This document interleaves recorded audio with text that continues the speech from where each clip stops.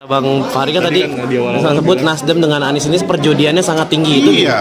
Itu gimana Bang analisanya? Karena Nasdem belum tentu mendapatkan popularitas. Dia selama ini kampanye untuk melawan oposisi.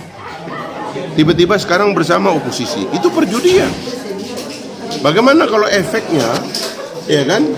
Semua masa dia yang tadi menganggap bahwa sudah benar mereka bersama pemerintah, begitu ngelihat Nasdem bersama oposisi, tiba-tiba kabur. Assalamualaikum warahmatullahi wabarakatuh. Salam seger waras Om Ben.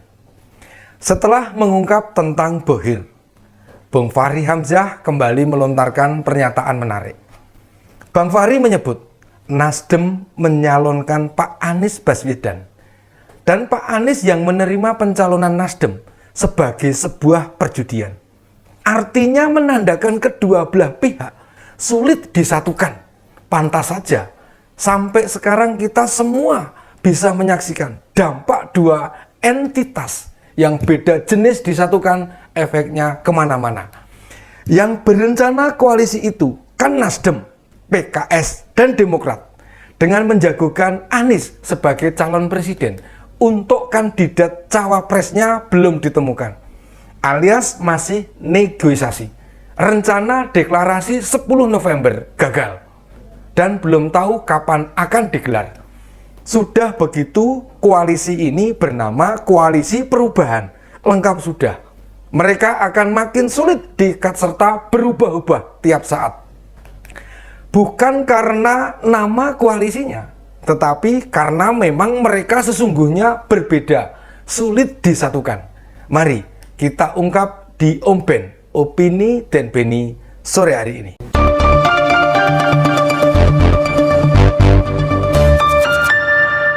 Sepertinya Pak Surya Paloh tidak menduga bahwa bekerja sama dengan Demokrat maupun PKS akan serumit ini.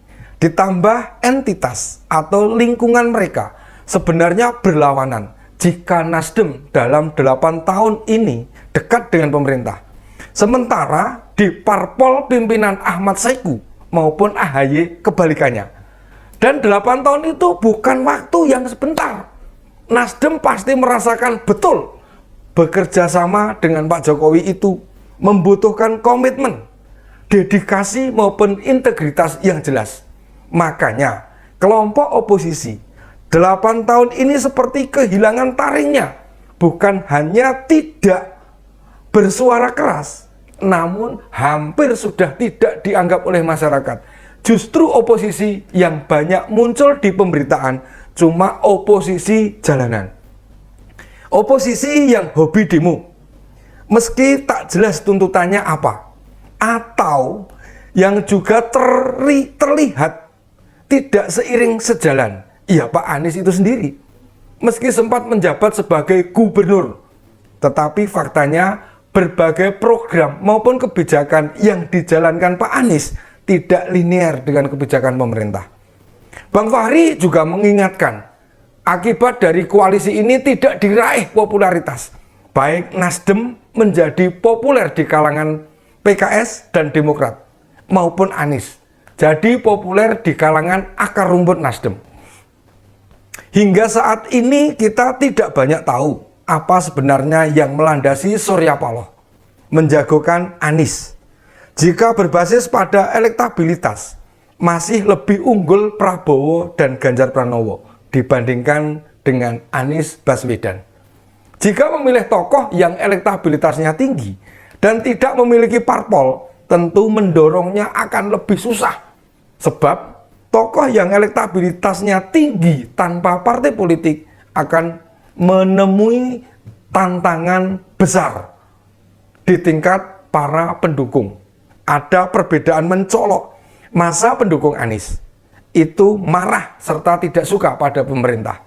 Fakta sebaliknya, masa pemilih Nasdem itu mendukung pemerintah secara total. Bagaimana mengkombinasikan dua kelompok yang berlawanan begini? Akan ada sekelompok massa yang tidak tahan. Awal Anies dideklarasikan, beberapa tokoh penting Nasdem undur diri. Itu membuktikan ketidaknyamanan.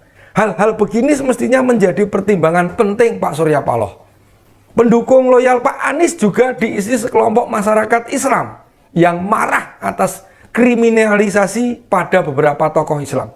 Sementara pendukung Nasdem adalah orang yang pasang badan dan menolak kelompok-kelompok yang hobinya mendemo serta menuduh pemerintahan. Kontradiksi ini sampai sekarang tidak coba dibedah, serta dicarikan jalan keluar. Sepertinya baik Nasdem, Demokrat, dan PKS kebingungan untuk mencari jalan yang terbaik menyelesaikan hal itu. Dan mereka dibiarkan saja.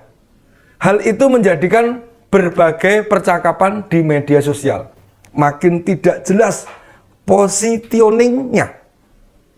Ada pendukung Nasdem yang ikut mencela Anies, dan ada masyarakat pendukung Anies menyerang Nasdem. Bahkan salah satu pimpinan Nasdem, Yulvan Lindan, yang belak-belakan menyatakan Anies antitesa Jokowi, membuktikan sinyalemen itu, padahal Yulvan masuk jajaran pengurus harian Nasdem. Dia pun dilengsarkan dari pengurus harian DPP Nasdem. Ini bukan soal membela siapa, namun respon dari elit seakan-akan tidak melihat hal itu sebagai faktor yang bisa memperlemah bahkan menggerogoti dukungan dari dalam. Kita tahu bahwa yang disampaikan Bang Fahri sebagai sebuah fakta. Jelas dia tahu betul bagaimana pemahaman maupun jalan pikiran kader-kader PKS. Sehingga diprediksi koalisi perubahan akan mengalami tantangan berat dalam Pilpres 2024. Meski demikian, mereka tetap akan mengabaikan atas apa yang muncul di permukaan. Sebab mereka orang-orang yang meyakini pilihan itu sudah benar, alias tidak ada kesalahan. Ungkapan dari mantan kawan seiring atau kawan sejalan bakal dianggap memberi pengaruh negatif saja. Siapapun cawapresnya maupun lawan Anies Baswedan akan diuntungkan dengan kondisi ini.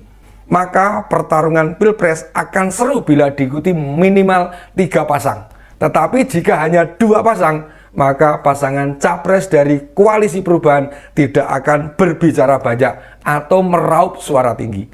Di tingkat elit partai memang terlihat tidak ada masalah dan baik-baik saja. Sebab banyak hal yang ditutupi. Batalnya deklarasi dan belum jelasnya siapa pasangan Anies hingga saat ini menunjukkan adanya kebuntuan-kebuntuan komunikasi di tingkat elit partai. Mau bagaimanapun dipadukan akan timbul kekecewaan-kekecewaan lanjutan. Anies sendiri hingga detik ini terlihat kebingungan mengusung isu utama yang akan dijadikan visi besarnya untuk ditawarkan ke masyarakat.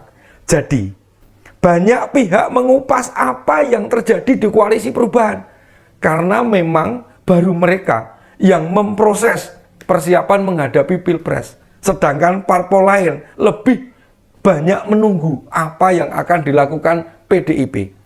Akankah tetap mengusung Ganjar atau beralih ke Puan?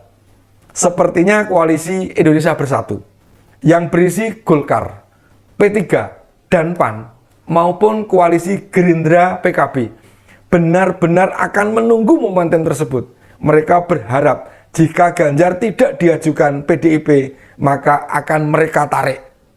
Dan jika nama Gubernur Jawa Tengah yang diusulkan PDIP, pilihan mereka yang realistis jelas merapat dibandingkan mengusung pasangan capres dan cawapres sendiri. Mereka benar-benar memandang mayoritas masyarakat memang menghendaki Ganjar. Mari kita tunggu perkembangan politik nasional di Ompen, Opini dan Beni selanjutnya. Wassalamualaikum warahmatullahi wabarakatuh.